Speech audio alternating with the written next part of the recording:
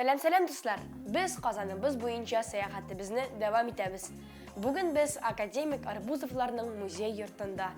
Ул Казанның Катанов тыкрыгында урнашкан. Бу йортта 1916-1968 елларда академик Александр Арбузов гаиләсе белән яшәгән. Музей экспозициясе химик-органик химия фәннәре докторы академик Александр Арбузов һәм аның өлкән улы һәм шәкерте химия фәннәре докторы академик Борис Арбузовларның тормышы һәм фәнни эшчәнлеге турында сөйли. Александр Арбузов 1877 елда хәзерге Алексеевск районында туа. Ул кечкенә чактан ук танылган химик Александр Бутлер белән таныш була. Чөнки аның әтисе белән алар дус булганнар. Александр Арбузов Казандагы гимназияга укырга керә. Дуслар, хәзер мин сезгә бер бик кызыклы мәгълүмат сөйлим. 4нче сыйныфта Арбузов латин теленнән имтихан бирә алмыйча 2нче елга укырга кала. Ләкин авылга кайткач аның әтисе белән бик җитди сөйләшү була. Шуннан соң ул тырышып укырга карар кыла. Александр Арбузов фосфор-органик химияга нигез салучы булып санала. Ләкин мин аның нәрсә икәнен әлегә белмим. Чөнки мин әле үзем дә һаман химия укымыйм.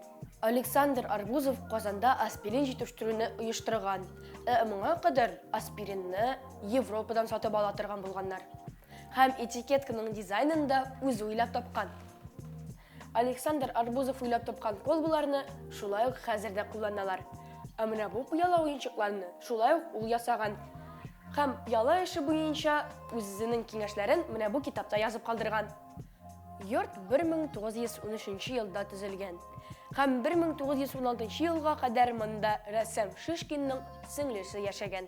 Арбузовлар гаиләсендә бер кагыйдә булган. Алар бер кашан да өйдә эш турында сөйләшмәгәннәр һәм химик тәҗрибәләр үткәрмәгәннәр. Менә бу өлкән Арбузовның өстәле. Ул монда хатлар язган, китаплар укыган.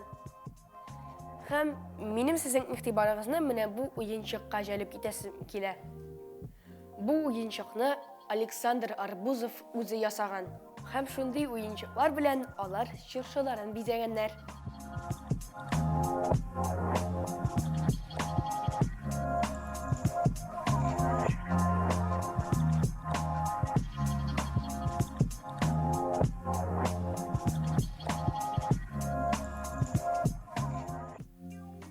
Музейдагы һәрбер экспонат хуҗаларының кул җылысын саклый.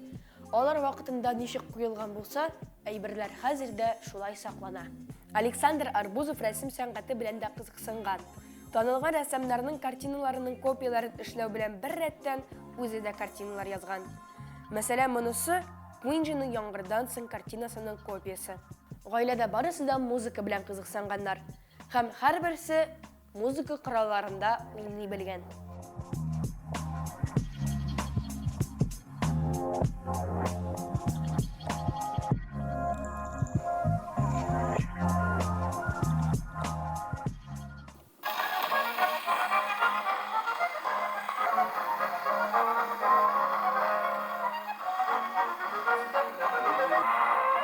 Кичләрен бу залда кунаклар килгәндә биюләр булган. Патефон янында кемдер дежур торган. Чөнки патефон механик, ул туктарга мөмкин. Заманча әйтсәк, диджей була инде. Менә бу 2нче сыйныф укучысы Борис Арбузов көндәлеге. 1915-1916 еллар.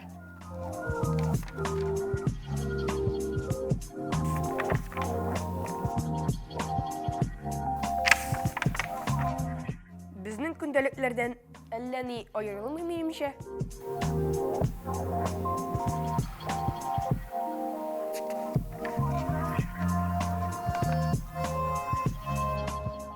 Монда Арбузовларның аш бүлмәсе урнашкан. Менә бу урында Александр Арбузов үзе утырырга яраткан. Менә бу аларның ни өчен кирәклеген сез музейга килгәч белерсез. Менә бу мич Бөек Ватан сугышы вакытында эшләнелгән.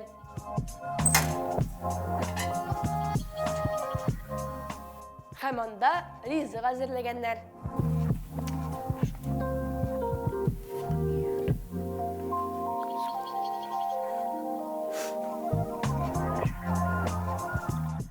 Менә бу Александр Арбузовның улы Борис Арбузовның эш бүлмәсе.